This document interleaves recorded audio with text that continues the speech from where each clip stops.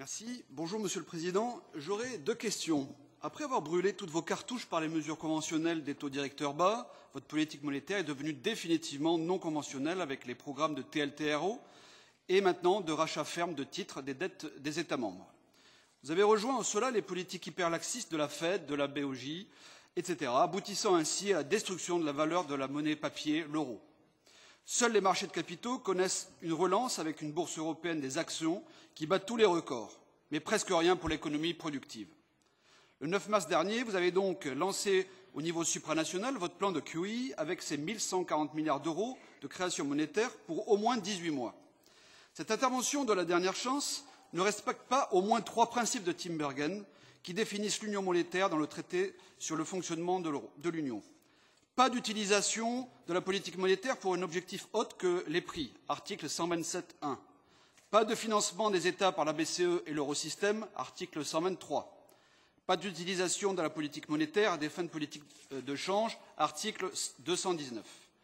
De plus, il n'a pas échappé à personne que les modalités de votre plan de QE, qui décentralise 80% des rachats de dettes par les banques centrales nationales, témoignent d'une renationalisation de la politique monétaire de la BCE, ce qui confirme l'analyse et les solutions du Front national en France. En effet, selon mon parti, cette intervention politique marque techniquement la fin de l'euro monnaie unique, qui se traduit d'ailleurs par une forte dépréciation du cours de l'euro-dollar. Première question, puisque tôt ou tard la BCE devra annoncer la fin de la monnaie unique, pourquoi ne pas poursuivre franchement ce processus jusqu'au passage concerté aux monnaies nationales pour tenter de sauver l'euro-monnaie commune? Autre point, une autre conséquence dangereuse de l'ouverture de cette trappe à liquidité du plan de QE est la qualité des actifs achetés. Des emprunts d'État certes, mais également des titres privés, ABS, covered bonds et autres CDO. Vous avez déclaré en décembre dernier que vous incluez tous les actifs papiers possibles dans le QE, à l'exception de l'or. C'est d'ailleurs curieux de faire l'impasse sur le seul actif valable, l'or. Donc, pour améliorer la solvabilité des bilans des banques privées de la zone euro, vous avez délibérément gonflé les bilans de la BCE et également des banques de l'eurozone, de l'eurosystème, de créances pourries.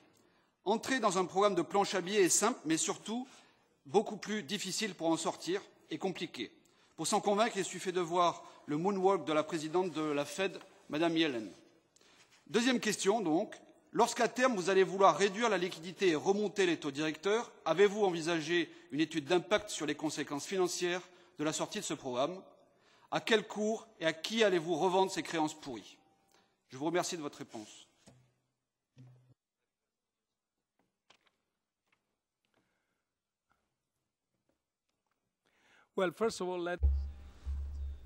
Je commencerai par dire que notre politique monétaire commence à trouver sa voie, commence à atteindre l'économie réelle. Ça prend du temps, mais ça commence à se produire. Donc, ce n'est pas simplement limité à un impact sur les marchés financiers, comme c'était le cas en 2012, après la décision d'août. Les marchés financiers alors ont repris de confiance, c'est très important, et la confiance dans l'euro s'en est trouvée renforcée. En même temps, il a fallu longtemps avant que cela ne se traduise dans l'économie réelle. Et maintenant, nous le voyons par le biais d'un ensemble d'indicateurs. Les taux d'emprunt du système bancaire ont diminué, les flux financiers vers les PME sont faibles mais en augmentation. Ne faisons pas preuve d'un excès d'optimisme, mais nous pouvons l'être plus que nous l'étions il y a 3, 4 ou 5 mois. Ensuite, pour ce qui est du mandat. Bon, ce qu'on a dit, c'est un peu contradictoire. Ce que vous dites, d'une part, que nous renationalisons les politiques monétaires, d'autre part, vous dites que nous finançons les États membres. Donc il faut décider. C'est l'un ou l'autre. Moi, je pense que nous nous occupons avant tout de respecter la règle de la stabilité des prix. C'est notre mandat. Nous tenons notre mandat. Nous n'avons pas du tout de politique budgétaire à l'esprit. Toute l'analyse juridique, d'ailleurs, confirme que nous respectons tout à fait cet objectif. Troisième point, le taux de change. Vous dites que cette politique cible les taux de change. Rien n'est plus éloigné de la vérité. Notre politique reflète les différentes positions des pays à propos de leur cycle d'entreprise. Et les politiques monétaires, elles, suivent un autre cycle. Notre politique monétaire, donc, restera ce qu'elle est pour un avenir prévisible. Et les autres politiques monétaires vont de plus en plus se resserrer parce que la reprise est plus forte dans ces pays qu'elles ne sont chez nous. Ensuite, quatrième point, l'ABS.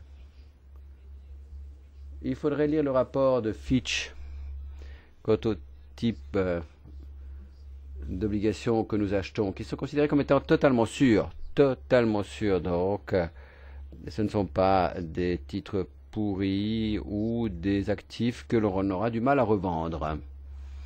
Et pourquoi pas l'or? Bon, la réponse est évidente. Eh bien, nous sommes là pour apporter un financement à l'économie réelle, mais je ne pense pas qu'acheter de l'or produise les mêmes effets. Merci.